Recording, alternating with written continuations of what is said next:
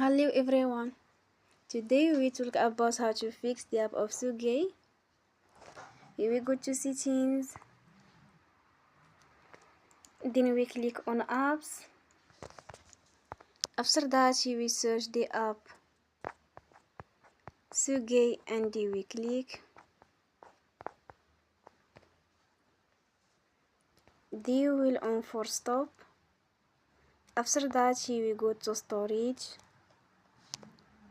Then we click on clear cache.